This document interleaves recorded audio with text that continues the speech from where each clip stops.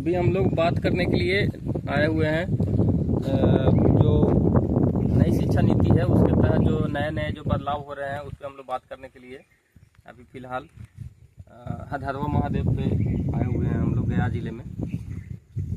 Basically अभी हम लोग का मुद्दा है कि जो अभी एक्चुअली एनसीईआरटी का जो है उसमें 19 सदस्यों का एक पैनल है जिसने एक सुझाव दिए हैं, कुछ सुझाव दिए हैं कुछ बदलाव के लिए। उन सुझावों में क्या है उस पर हम लोग बात करेंगे। और वह सुझाव ऐसे हैं, शिक्षा से जुड़ा हुआ मुद्दा है। तो एक्चुअली हमारे देश में जो अभी वर्तमान में महंगाई, बेरोजगारी, गरीबी, भूखमरी इतनी ज़्यादा भारत मतलब ऐसे सिचुएशन से गुजर रहा है, तो जब ऐसे सिचुएशंस को जब हमारी जनता नहीं पकड़ पा रही है, नहीं समझ पा रही है, तो शिक्षा के जो स्तर है, शिक्षा का जो असर है जो वर्तमान में नहीं दिखता है, उसको कैसे लोग समझ पाएंगे। लेकिन हमारी चूँकि जिम्मेदारी है, हमने जिम्मेदारी लिया है कि भाई हम लोगों को बताएंगे, तो उस जिम्मेदारी के तहत हम चाहते हैं कि हमारी बातों पे आप लोग अपना कुछ तवज्जो दीजिए। इसलिए मैं बात करना चाहता हूँ, शुरुआत करता हूँ कि अभी 19 सदस्यों का जो टीम है एनसीईआरटी का, उसने ये सुझाव दिए हैं कि भारत में जो भी पढ़ाया जा रहा है बच्चों को अध्याय में, जो पाठ्यक्रम है, जो सिलेबस है, उसमें जहाँ जहाँ भी इंडिया शब्द है उस शब्द को भारत शब्द से रिप्लेस करना है। ठीक है, तो जो हमारा जो शिक्षा नीति का जो पॉलिसी है उसमें हमारा मुख्य मुद्दा होना चाहिए था कि कैसे शिक्षा को निःशुल्क किया जाए, कैसे शिक्षा को फ्री किया जाए। लेकिन अभी ये मुद्दा भारत सरकार के लिए क्या है कि नहीं, कैसे भारत इंडिया नाम को भारत कर दिया जाए।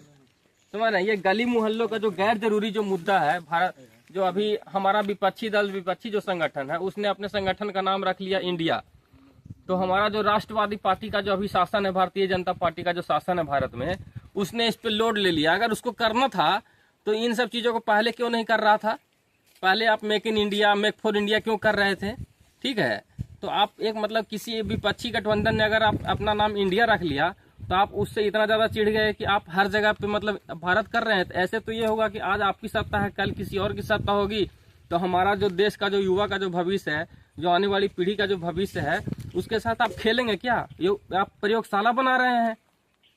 हमारे मतलब देश के भविष्य का मतलब जो पढ़ाई लिखाई है उसको प्रयोगशाला बना रहे हैं आप लोग।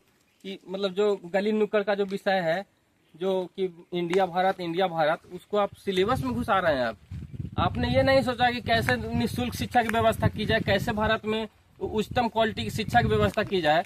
लेकिन आप व्यवस्था किसकी कर रहे हैं कि नहीं हम पहले भारत करेंगे। तो आज आप भारत करेंगे, फिर अगली पार्टी आएगी वो इंडिया करेगी। यही करना है क्या?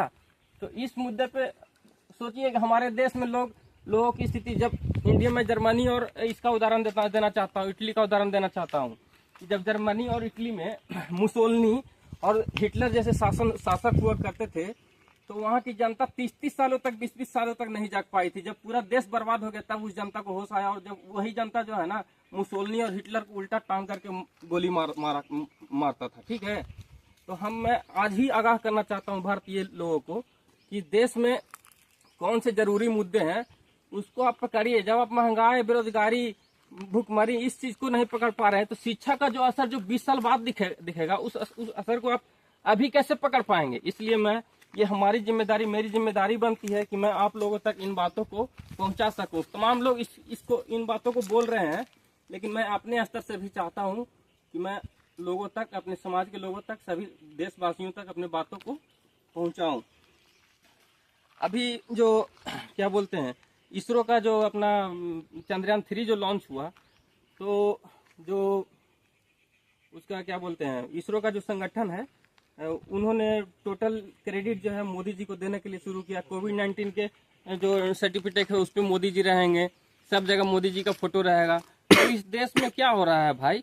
मतलब इसरो का जो बैकग्राउंड से जो पूरा जो संघर्ष है वो खत्म हो गया, मोदी जी को क्रेडिट हो गया।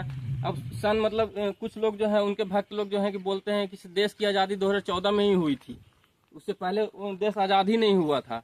इस तरीके के बचकाना हरकतों से हम लोगों को माने समझदारी विकसित करनी है कि कैसे भाई हमारे साथ ये किया जा रहा है। अब नई शिक्षा देखिए, कोविड महामारी के दौर में जो अपना भारत सरकार है, मतलब तमाम जो सरकारें थी, कुछ काम नहीं हो रहा था, कहीं कुछ काम नहीं हो रहा था। लेकिन भारत सरकार की संसद भी नहीं चल रही थी, लेकिन भारत सरकार ने कोविड महामारी के दौरान 3 कानून पास किए। पहला कानून था कृषि कानून, दूसरा कानून था श्रमिक कानून और तीसरा कानून था न्यू एजुकेशन पॉलिसी 2020, नई शिक्षा नीति 2020। और हमारे लोकतांत्रिक देशों में किसी भी चीज को जब पास किया जाता है, कोई भी कानून, जब जानकारी कानून बनते हैं, कानून तो जनता के हित के लिए ही बनाए जाते हैं। कोई भी सरकार बोलती है कि मैं जनता के हित में ही बना रहा हूँ, तो जब बनाए जाते हैं तो उस पर समिति अपना बात रखती है, समिति की बातों को पढ़ा जाता है, देखा जाता है, फिर उस पर संसद में बहस चलता है, फिर वो पास होता है। लेकिन सरकार ने क्या किया कि आपदा में अवसर जिसको बोलते हैं, कि आपदा में अवसर ढूंढा और बिना बहस के इन तीनों कानूनों को पास कर दिया। लेकिन हमारे देश के किसानों को मैं थैंक्स बोलना चाहूँगा कि उन्होंने लगातार 1 साल तक गोली बंदूक सहा, वहाँ पे किसानों ने अपनी शहादत दी, लेकिन कृषि कानूनों को उन्होंने वापस करवाया, क्योंकि उस कृषि कानून से फसल और नस्ल दोनों नष्ट होने वाले थे। लेकिन भारत की जनता जो है अन्य चीज़ों का जो दुष्परिणाम है उसको समझ पाने में सफल नहीं हो पा रही है। इसलिए हमारी जिम्मेदारी बनती है कि भैया हम लोग भी कुछ आप लोगों को बताने का काम करें। अभी देखिए कृषि कानून को तो वापस ले लिया गया, लेकिन श्रमिक कानून के ऊपर कोई चर्चा नहीं हो पाई, क्योंकि श्रमिक कानून पर इसलिए चर्चा नहीं हो पाई क्योंकि उसका जो नेतृत्व करता है, जो मजदूर संगठन, वो आज की डेट में नहीं है उतने मजबूत, असंगठित हैं लोग, समझे, इसलिए उसकी लड़ाई कोई नहीं लड़ पाया। और नई एजुकेशन पॉलिसी के तहत जो अभी जो कमेटी है वो कह रहा है कि मैं भारत नाम रखूंगा सब जगह पे। और अभी नई एजुकेशन पॉलिसी के तहत में भी ये भी है कि जो तमाम विश्वविद्यालय हैं, जो तमाम जो कॉलेजेज हैं, उनको अगर पैसा चाहिए, नया भवन बनाना है, नया अगर बच्चों को कुछ नया पढ़ाना है, तो उन लोगों को ये जो भी फंड आएगा, तो पहले यूजीसी फंड देता था, यूनिवर्सिटी ग्रांट कमीशन, और वो फंड भारत सरकार डायरेक्ट देती थी, ठीक है। लेकिन अभी उस फंडिंग को हेफा देता है हायर एजुकेशन फाइनेंसिंग अथॉरिटी, ठीक है, तो वो अभी उसको देती है। तो अभी क्या हो रहा है कि यूजीसी पहले भारत सरकार पैसा देता था, विश्वविद्यालयों को पैसा वापस नहीं करना रहता था, लेकिन नई एजुकेशन पॉलिसी के तहत क्या है 2018 से ही कि पैसा अगर कोई कॉलेज यूनिवर्सिटी अगर कुछ करना चाहता है तो उससे लोन लेती है। तो ऑब्वियसली बात है कि अगर कोई संस्थान अगर लोन लेगा किसी भी बॉडी से, बॉडी अपना ही सरकार का ही बॉडी होगा, लेकिन अगर आप लोन लेंगे तो लोन को वापस करना पड़ेगा कि नहीं करना पड़ेगा? तो वापस करना पड़ेगा। तो आप ऑटोमेटिक है कि जो छात्र हैं, छात्रों का फीस से आप वसूली करेंगे। और लगातार पिछले 4 सालों में बता रहा हूँ कि जो फीस की जो है ना, लगातार 200% 400% वृद्धि हो चुकी है। जिस फीस में 5,000 में लोग पढ़ लेते थे, वो आज की डेट में 50,000 हो चुका है। और लगातार भारत की जो शिक्षा है, हायर एजुकेशन है, वो लगातार महंगा होगा। फेलोशिप जो है लगातार अभी नहीं मिल पा रहा है, महीने पे मिल जाता था, महीने के अंतिम में अभी 2 महीने पे मिल रहा है, 6 महीने पे फेलोशिप मिल रहा है, लोगों को स्कॉलरशिप नहीं मिल पा रहा है। तो देश का जो एजुकेशन है वो गर्त में जा रहा है। इस चीज़ को लोग समझिए। मैं आपको कुछ ये भी दिखाना चाहता हूँ कि किस तरीके से भारत सरकार ने अपने एजुकेशन में, एजुकेशन का जो फंड होता है, जो एलोकेशन होता है, उसको इन्होंने लगातार काम करने का काम किया है। देखिए, ये देखिए, आपको इसमें वीडियो में आपको दिखाना चाहूँगा।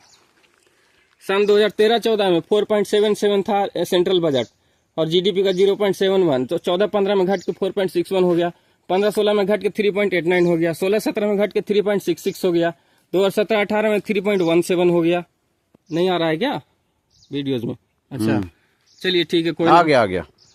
मैं उसके बाद आपको आगे बताना चाहता हूँ कि किस तरीके से, ये देखिए लोन कितने सैंक्शन हो रहे हैं। ये आराम से एक जगह आप खड़े रहिए ना।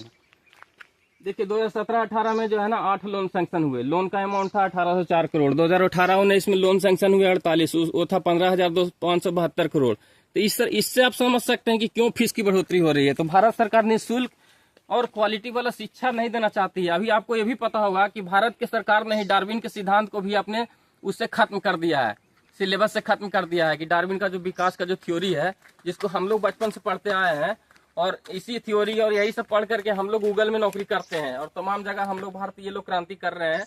लेकिन अभी जो वर्तमान जो सत्ता है वो शिक्षा को महंगा भी करना चाहता है और उसमें अपना एजेंडा घुसा रहा है। जब आप किसी देश की शिक्षा व्यवस्था को किसी पार्टी के एजेंडे के तहत उसको घुसा दीजिएगा तो समझिए कि देश की बर्बादी तय है। इसको पकड़ना हम लोगों की जिम्मेदारी है। और आपको ये क्या बोलते हैं, लगातार ये देखिए आईआईटी का क्या हुआ हाल है। ये देखिए आईआईटीज 25 करोड़ इनको दिया गया। 25,000 करोड़, समझे। सेंट्रल यूनिवर्सिटीज को 20,000 करोड़, एनआईटीज को 11,300 करोड़, इंस्टीट्यूशन ऑफ एमिनेंस को 10,000 करोड़, IIM जो न्यू खुले हैं 45 करोड़, IIT PPP मोड पे आ चुका है। मतलब अब IIT जो है पूर्ण रूप से सरकारी नहीं रहा, वो पब्लिक प्राइवेट पार्टनरशिप में आ गया है। मतलब IIT जो नए जो खुल रहे हैं उसमें अंबानी का आधा पैसा लगा हुआ है, समझ रहे हैं। तो देश का मतलब किस तरीके से बेड़ा गर्क किया जा रहा है, ये सोचने वाली बात है। और चौक चौराहों पे जो भाषा बोली जाती है कि ये हमारा जो मतलब भारत जो है शब्द जो है कि पौराणिक शब्द है, 7000 साल पहले हमारा विकास हुआ था, आया था। और इंडिया शब्द जो है ईस्ट इंडिया कंपनी के आने के बाद आया, समझ रहे हैं। और प्लासी के युद्ध के बाद आया इंडिया शब्द, समझ रहे हैं। इस तरीके का बचकाना बात को कोई अगर बताता है तो सोचिए कि आपका शिक्षा व्यवस्था किन के हाथों में है, किन किन उल्लू के पट्टों को बैठा दिया गया है NCERT के इसमें। संघियों को बैठा दिया, RSS ने अपने लोगों को बैठा दिया, तो उससे भला नहीं होने वाला देश का, समझे। देश अभी तक इसलिए भला इतना आगे बढ़ चुका है क्योंकि इससे पहले देश में जो है किसी पार्टी के किसी विचार के लोगों को नहीं था। अब कोई पार्टी आ चुकी है और पार्टी अपना विचारों को पढ़ाना चाहती है हम लोगों को। मैं आज की डेट में इतना क्यों बोल पा रहा हूँ, हम तो सरकारी विद्यालय से पढ़े हैं। अब नई एजुकेशन पॉलिसी कहती है कि जिन स्कूलों में बच्चे कम पढ़ेंगे उनको मैं बंद करूंगा। तो सरकारी स्कूल में कौन पढ़ता है, गरीब का ही बच्चा तो पढ़ता है भाई। तो उसको जब बंद कर दीजिएगा तो कहाँ से पढ़ पाएगा, समझ रहे हैं। बंद करना, मर्जर करना, जैसे बैंकों का मर्जर किया गया, इस तरीके से मैं और आगे भी बात करेंगे, लेकिन अभी के लिए फिलहाल धन्यवाद। Okay, thank you, subscribe and support.